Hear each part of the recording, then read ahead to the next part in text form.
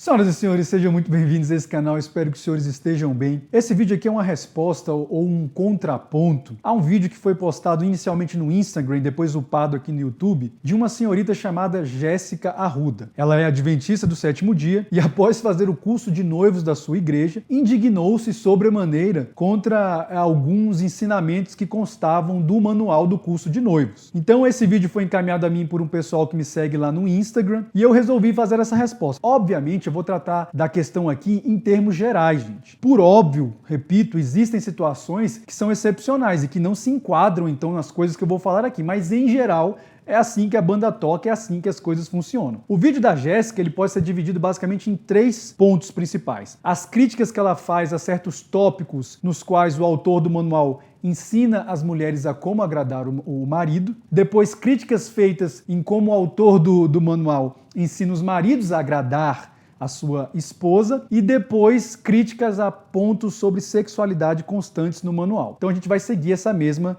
sequência aqui. Obviamente eu não vou reproduzi-lo todo aqui, até porque o vídeo dela tem quase 18 minutos, eu tentei ser o mais breve possível, resumir bastante, mas como sempre eu vou deixar aqui na descrição do vídeo um link para quem quiser assistir o vídeo completo que ela deixou lá então registrado.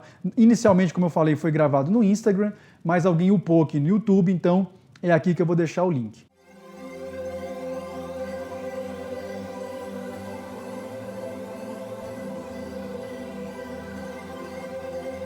Olá, meu nome é Jéssica, estou noiva há pouco tempo, mas logo vou me casar. E bem recentemente estive num curso de noivos promovido pela minha igreja, eu sou da Igreja Adventista do Sétimo Dia.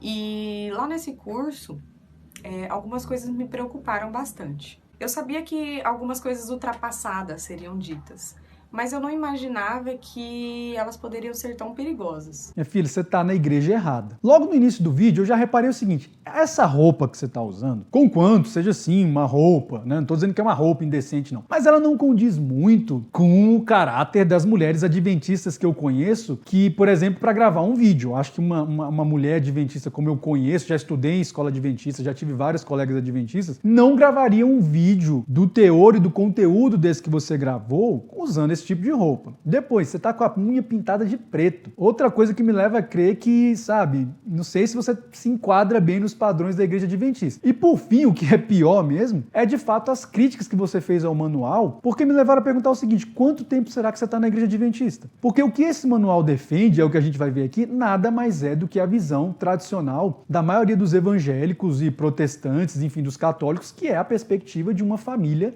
tradicional, nada mais do que isso. Então eu sinceramente não entendi a sua indignação, Jéssica. Você achou que você estava onde, minha filha? Você achou que você estava num coletivo feminista? Vossa Senhoria está numa das igrejas evangélicas ou protestantes, mais tradicionais do Brasil. Os adventistas, inclusive, chegaram no Brasil antes dos pentecostais, chegaram ainda no finalzinho ali do século XIX. Então, é uma das igrejas mais tradicionais do Brasil e eu fiquei pensando, mas gente, quanto tempo será que a Jéssica está na igreja adventista? Porque ela deve ter ouvido tudo isso que o manual fala a vida inteira. Então, sinceramente, já me causou essa primeira estranheza. Mas, enfim, eu vou partir do pressuposto que você realmente é adventista e é uma mulher cristã. E, portanto, nós somos irmãos em Cristo. Eu quero começar aqui por uma parte que dá conselhos para as mulheres de como deixar o seu futuro marido mais feliz. Bom, o conselho número 3 diz assim: receba-o com carinho, faça com que todas as vezes que seu esposo chegar em casa, sinta como se estivesse entrando em um castelo. Envolva-o com abraços e motive os filhos a recebê-lo com carinho. Você é a rainha do lar. Nada de problemas e dificuldades, este não é o momento. Depois de um dia de trabalho, é muito bom voltar para casa e ser recebido com carinho pela esposa e pelos filhos. Bom, pra mim já é muito romântico esse negócio de castelo e rainha, enfim.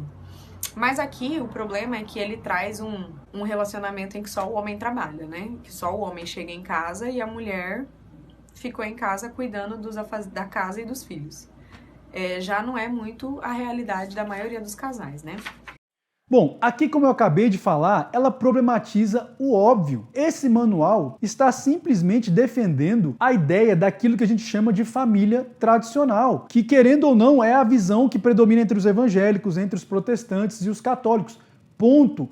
Gostemos ou não, essa é a visão que eles defendem. Então eu não sei porque a dona Jéssica tá tão indignada com essa história de dar a impressão de que só o marido trabalha, a esposa não trabalha. Esse já é um erro que você comete, inclusive, Jéssica. Porque o trabalho doméstico é também um trabalho digno. Você coloca como se o fato de que a mulher trabalhe em casa não fosse um trabalho efetivamente porque você diz que só o marido trabalha. Não, qualquer evangélico, protestante, católico mais tradicional sabe que o trabalho doméstico também é um trabalho digno e é um trabalho honrado. Então o marido que realmente segue os preceitos evangélicos, protestantes e católicos, ele vai sim honrar a sua esposa porque ele sabe que o trabalho doméstico é um trabalho tão digno e importante quanto aquele trabalho que ele faça fora de casa. Isso não significa dizer que a mulher não possa ter um trabalho externo. Só que dentro da visão tradicional, o trabalho dentro do lar, predominantemente cabe à mulher, gente. Não tem o que questionar, gente. Você está numa igreja que defende isso, sei lá, há quanto tempo. Então não tem muito o que questionar. Então cuidado, porque você marginaliza o trabalho doméstico como se ele também não fosse algo digno. Quem costuma fazer isso, sabe quem é? Dona Jéssica, Dona Jéssica, são as feministas. Elas que têm essa tendência a marginalizar o trabalho doméstico, de forma que, quando uma mulher hoje em dia é retratada como uma dona de casa, ela se sente a mulher mais indigna do mundo, mais desmerecedora de aplausos, etc., sendo que isso é uma difamação equivocadíssima. Cuidado, Dona Jéssica, que discurso é esse? O outro item é o item 10. Não entre na caverna. O homem é um ser da caverna. Quando ele chegar em casa e entrar em sua caverna, deixe-o em paz. Provavelmente tem algum problema para o qual busca solução e quer ficar sozinho. Depois de um tempo, sairá de lá como se nada estivesse acontecido. Mas, se você o interromper, não vai ser legal. O homem carrega um fardo pesado, às vezes, né? Imposto pelo machismo e pela sociedade patriarcal, em que ele precisa resolver os problemas sozinhos, em que ele precisa dar solução para as coisas sozinho, de forma que ele não pode mostrar fragilidade, que ele não pode se abrir em casa, porque ele precisa sempre estar uma rocha. E aí a gente vê muitos homens em depressão, muitos homens se sentindo fracassados, porque eles acham que eles precisam lidar com tudo sozinho, e não é verdade. Bom, então Dona Jéssica dando sequência à sua indignação e à sua blasfêmia contra o manual, nesse trecho, infelizmente, só repete os velhos chavões feministas, da sociedade patriarcal e machista, etc. Então eu não vou nem me ater nesse ponto aqui agora, porque senão esse vídeo ficaria muito longo, mas eu posso afirmar que essa conversa de discurso de sociedade patriarcal e machista é uma conversa para boi dormir. Dona Jéssica, talvez você não tenha entendido mesmo o que o autor do manual quis dizer quando coloca essa expressão de que o homem é um ser da caverna. Ele quis dizer algo muito simples e que, no fundo, todo homem vai saber exatamente do que eu estou falando. Nós, homens, de vez em quando precisamos de um tempo, sabe?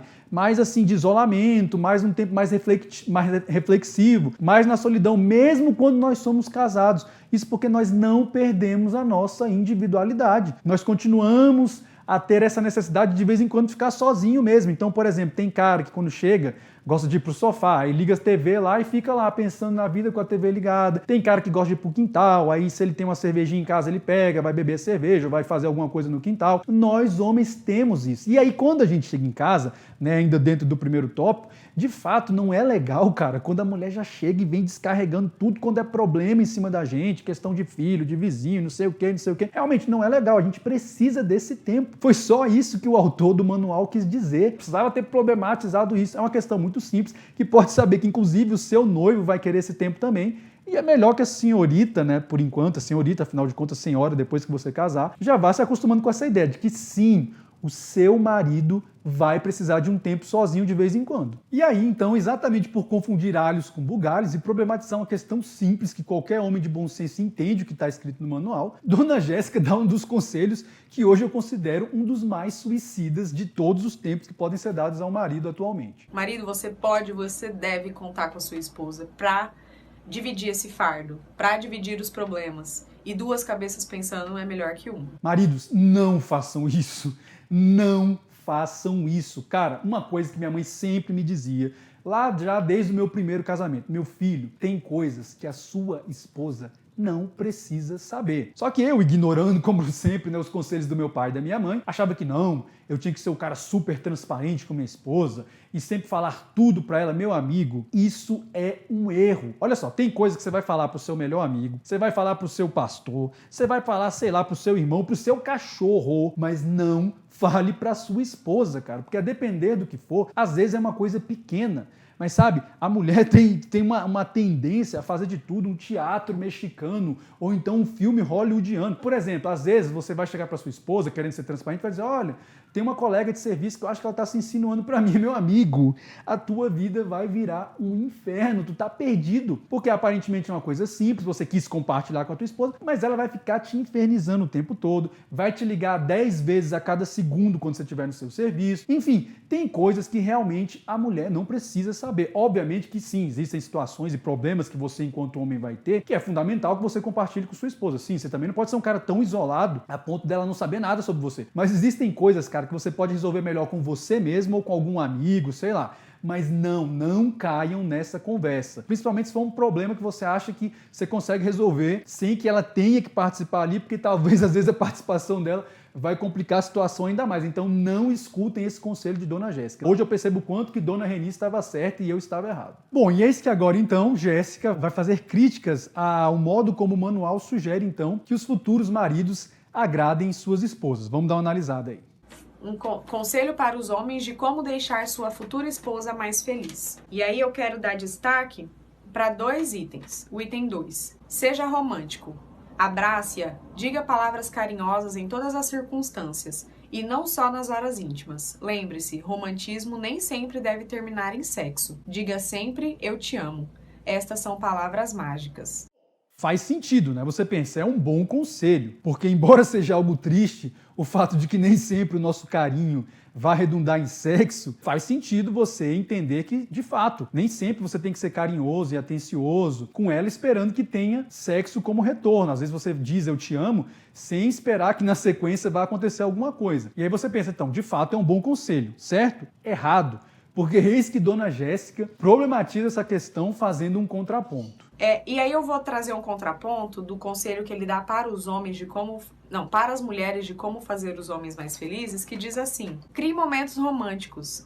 Prepare de vez em quando uma comida especial, deixe as crianças com a sogra e receba-o com o jantar. Você vê a diferença? O homem ele precisa ser carinhoso, dar beijo, dar abraço, dar carinho, e ainda tem que considerar que nem sempre isso vai levar a sexo. A mulher ser romântica, ela tem que fazer uma janta, ela tem que despachar as crianças e, sabe, tá mais a ver com a atividade doméstica ali da casa, né? 2 pesos, 2 medidas, né? Eu não entendo por que dessa distinção, por que tratar um desse jeito e o outro do outro. Pra mim isso é bastante problemático. Qual é o problema de uma esposa preparar um jantar especial para o marido? A mão dela vai cair? Não vai cair. Só que aqui, novamente, o que a gente tem por trás desse seu discurso, Dona Jéssica, é o discurso feminista de que a tarefa doméstica diminui a mulher. Por isso que quando uma mulher hoje em dia é identificada como uma dona de casa, ela se sente mal, se sente constrangida. Sendo que, na verdade, ela ainda está inserida no contexto da melhor família possível, gente. Queiramos nós ou não. Pode me chamar de reacionário, pode me chamar de machista, de tradicionalista, mas a verdade é essa. Ainda é o tipo de família que traz mais equilíbrio. Então, se o marido é responsável pelo sustento da casa ou por maior parte do sustento da casa, qual é o problema em que essa mulher prepare o jantar especial para ele? Não tem problema absolutamente nenhum nisso. Novamente, Dona Jéssica, você está no contexto eclesiástico errado. Acho que você está na igreja que você não deveria nunca nem ter entrado. A igreja adventista não tem nada a ver com você, minha filha. O outro item que eu quero ler com vocês é o item 4. Seja cooperativo. Quer marcar pontos importantes na conquista de um bom relacionamento? Então, ajude sua esposa nas tarefas do lar. Encare isto como um investimento. Ele voltará em forma de gratidão, paz, carinhos e valorização. Bom, não ajude, marido, não ajude sua esposa. Cumpra com a sua obrigação. A sua obrigação é tal qual a da sua mulher. Não, Dona Jéssica, não é. Tá errado. A obrigação do marido e do pai não é tal qual a obrigação da mãe e da esposa. São coisas completamente diferentes. E aí, junto com isso, é o item 8 que eu já queria ler para puxar gancho nisso. Pense mais na casa. O lar é uma extensão da personalidade da mulher. Converse mais sobre o lar e os filhos. Ajude-a nas atividades domésticas. Você não deixará de ser homem por isso. Muito pelo contrário. será o homem com que toda mulher sonha. O lar não é uma extensão da personalidade da mulher. O lar é uma extensão da personalidade de todo mundo. Todo mundo precisa de um lugar, de um pertencer, de uma família. Isso não está inerente às mulheres. Novamente, dona Jéssica, o pai e o marido têm funções diferentes da mãe e da esposa em um casamento e em uma família tradicional. Como é que a sua igreja defende, minha filha? Repito, você está achando que você está onde? Num coletivo feminista? Não, você não está. Então deixa eu te falar uma coisa, o matrimônio é o que diz respeito às atribuições da mulher dentro da família, dentro do lar. E o patrimônio é o que diz respeito às atribuições do homem, do pai, do marido dentro de um lar. Isso foi estabelecido no direito romano, mas é muito mais antigo do que o próprio direito romano. Insisto nessa ideia. O lar é uma extensão, sim, da personalidade da mulher dentro desse contexto. Quando o homem começa a se tornar muito doméstico, as primeiras a reclamarem são as próprias mulheres, por mais que o discurso feminista atualmente diga o contrário. Está lá o Rodrigo Hilbert, né, sendo erigido como paradigma de homem, de homão da porra e não sei o quê, mas na prática não é bem assim que funciona. Tá? Então, minha filha, de novo, você está na igreja errada. Ah, Duarte, mas essa visão da igreja, essa sua visão, essa visão tradicional e tal, é tudo muito machista. Então sai de lá, porque é o mais correto, você não vai mudar o que está acontecendo lá dentro. É assim que a banda toca lá. Aí eu quero pular para a parte que fala sobre a sexualidade. São vários os problemas, mas eu vou destacar aqui alguns para esse vídeo não ficar muito grande, que são ali o manual falando com você que é mulher, tá? E dando algumas orientações sobre sexualidade. Os homens têm um impulso sexual muito forte. Eles gostam de fazer sexo. O hormônio testosterona é responsável por este apetite sexual que faz com que as mulheres achem que eles só pensem em sexo. Achar ou não achar, não vai mudar. Eles são assim e é bom que você saiba disso. Procure atender às necessidades sexuais de seu marido. Ele vai precisar de você. 3. O homem fica frustrado e muitas vezes até com raiva quando a mulher se nega a fazer sexo. 4. Se você quer ter seu marido emocionalmente conectado a você, faça sexo regularmente com ele. 5. O homem fica nervoso e muito irritado quando fica muitos dias sem fazer sexo. Quer ter um homem calmo, sereno e tranquilo do seu lado? Você saberá o que fazer. 6. Um homem sexualmente satisfeito em casa não procura sexo fora de casa, a não ser que seja um pervertido sexual. A gente é criado numa cultura de que esse mito de que o homem tem mais necessidade sexual do que a mulher, isso é fisiológico. E eu sinto em dizer que não é. Eu seria muito injusto se ele tivesse colocado a necessidade do sexo no homem e a obrigação de satisfazer sexualmente esse homem na mulher. E por que a mulher precisa ter a obrigação de atender esse marido? Porque fisicamente ele precisa mais. Gente, não é verdade. Não é verdade. Se você um dia pensou que isso é verdade, eu tô aqui para te dizer, não é. Ah, dona Jéssica, é verdade, mas é verdade sim. Agora, é interessante esse argumento dela, porque deixa claro algo que estava desde o início, implícito em boa parte do que ela estava dizendo, que é exatamente essa ideia dessas ideologias puramente normativas, como é o caso do feminismo, de que tudo é uma construção cultural e que os aspectos biopsicológicos do ser humano não influenciam em nada ou em quase nada nas construções que ocorrem na sociedade. Isso é um erro grosseiro. Dona Jéssica, deixa eu explicar uma coisa. O fato de que o apetite sexual masculino seja maior do que o feminino não é um mito, minha filha, não é algo cultural, é algo biologicamente explicável. Entenda uma coisa, o fato de que o organismo do homem, em geral, produza cerca de 6 ou 7 vezes mais testosterona do que o organismo feminino é o que explica isso. Isso não é uma construção cultural, isso é um dado biológico. Dizer que o desejo feminino e o desejo masculino é o mesmo é uma ignorância total. E o pior é esse argumento que você vai utilizar de que Deus não seria justo se ele fizesse isso. Veja bem, eu não estou dizendo que a mulher também não tenha desejo, que a mulher não tenha libido, sim, mas em geral a dinâmica entre os sexos, até em relação ao próprio ato sexual, é diferente. E não adianta dizer, mas isso é porque a mulher sempre foi reprimida e tal, etc. Não, mesmo numa cultura completamente libertina, homens e mulheres lidam com o sexo de uma forma geral, de uma forma diferente. Em geral, tá? Em geral, as mulheres utilizam o sexo como um meio. Um meio para quê? Para conseguir segurança, carinho, proteção, ou num contexto mais livre, mais moderno, para se sentirem desejadas ou para conseguir prender um homem a si. Pronto, é para isso. Já o homem, em geral, tem o sexo como um fim em si mesmo. Ou seja, o homem não faz sexo com a mulher esperando que ela seja carinhosa com ele depois ou que ela a trate bem, não. O homem simplesmente busca fazer sexo porque é isso que ele quer. Querer comparar o desejo masculino com o feminino definitivamente não é só ignorar a realidade, é ignorar um dado biológico, minha filha. É exatamente por isso que a mulher tem, sim, o dever moral de corresponder e de saciar o desejo do marido. Como eu vou colocar aqui na sequência, porque essa é a última coisa que você problematiza e eu vou falar aqui na sequência o porquê que eu acho que está errado também esse seu pensamento. Bom, outro problema é esse manual tentar justificar por que de um homem ficar frustrado, violento, com raiva, por falta de sexo. E querendo colocar a culpa na mulher se isso acontecer.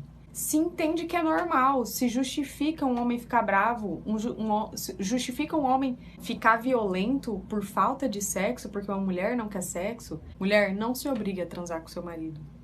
Não acha que isso é obrigação sua e que e por ele ter uma necessidade maior do que a sua, você precisa fazer até quando você não quer. O corpo da mulher, sendo mais específica, ele tá preparado para transar quando ela tá excitada e a excitação leva à lubrificação da vagina. Um homem, quando está preparado para transar, ele está excitado e ele está com o pênis ereto. Por último, eu queria entender por que esse item 6 está relatado aqui nos conselhos para as mulheres.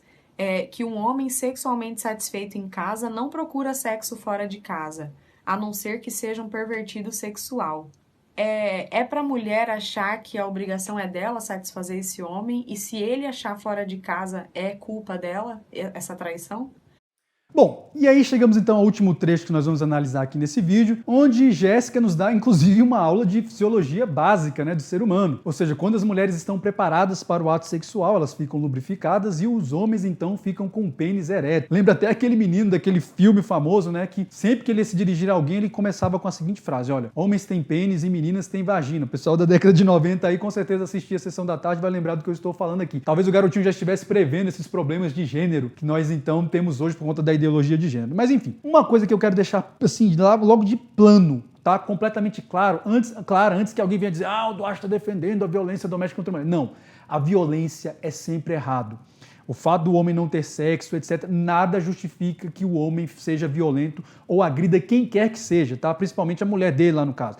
Mas que tem que ficar claro, a violência é contra qualquer pessoa, pode ser homem, mulher, criança, idoso, negro, gay, extraterrestre, seja quem for, a violência é sempre algo errado. Isso eu quero deixar muito claro, nada justifica violência. Por outro lado, um marido não ter sexo com sua esposa por uma questão dela lá, dor de cabeça, não sei, dá a ele todo o direito, na minha opinião, de ficar assim indignado e sentir-se frustrado.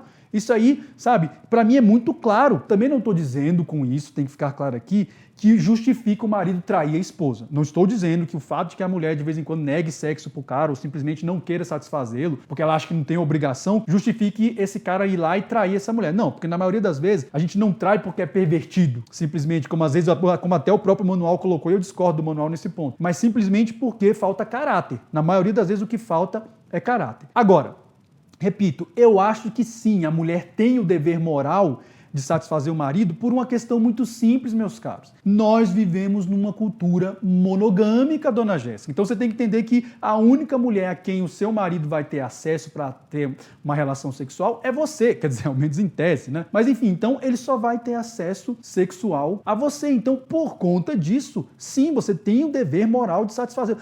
Duarte, mas se a mulher não estiver preparada, o corpo dela não estará preparado, minhas filhas. Existem formas heterodoxas de satisfação sexual, tá? Além da forma ortodoxa de satisfação. Usem a criatividade de vocês. Duarte, mas não. Às vezes a mulher não quer ter relação sexual com o marido porque tá chateada com ele, tá magoada, porque ele não tá merecendo e tal, como a própria Jéssica coloca, falta de diálogo. Minhas filhas, então conversem com ele. Não é isso que vocês sempre defendem, um diálogo aberto, como a própria Jéssica defendeu lá no início? conversem com o cara. Agora, vão ficar privando o cara da satisfação sexual, sendo que ele só pode recorrer a vocês? Não dá. Na minha opinião, sim.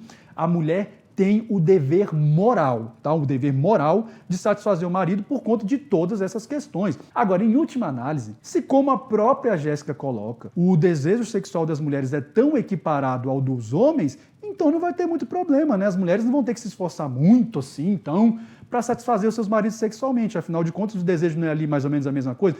O desejo maior do homem não é um mito, como a própria dona Jéssica coloca? Então, acho que não vai ter muito problema para as mulheres não, né? Bom, senhores, eu vou ficando por aqui, porque senão esse vídeo vai ficar muito longo. Eu só resolvi fazê-lo porque, enfim, ele toca em alguns assuntos interessantes que a gente sempre fala aqui. E a Jéssica, querendo ou não, está se dirigindo a mulheres e homens cristãos também, uma vez que ela é cristã.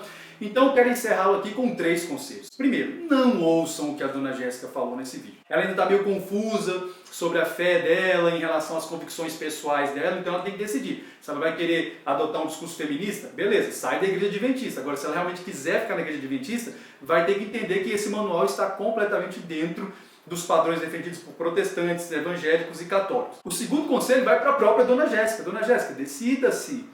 Se você quiser, você pode sair da igreja adventista. Eu, por exemplo, fiquei 30 anos numa igreja Assembleia de Deus e nunca fui em Assembleia. Então, assim, só que eu estava lá constantemente tentando mudar a mentalidade do pessoal que estava dentro da Assembleia de Deus. Eu sempre fui calvinista. Mas eu percebi que é um pessoal da cabeça muito fechada e que não vai mudar. Então, um conselho de amigo, saia da igreja adventista. Você não vai conseguir mudar a mentalidade do pessoal com essa sua indignação. E o terceiro e último conselho aqui vai para o noivo da dona Jéssica. Meu filho, cuidado. Como diria um professor de direito penal que eu tinha na faculdade, a madame está com ânimos fudendi. Então, se tu realmente for um adventista tradicional, pode saber, tu vai ter dor de cabeça com ela. Senhores, então para esse vídeo era isso. Espero que ele possa ter gerado alguma reflexão. Eu tentei aqui levar num bom humor, para não deixar um vídeo assim tão pesado. Se você gostou desse conteúdo, considere inscrever-se nesse canal aqui, se você achar que isso possa ser útil para a sua vida.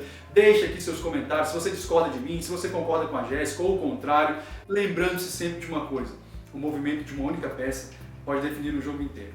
Até a próxima e que Deus nos abençoe.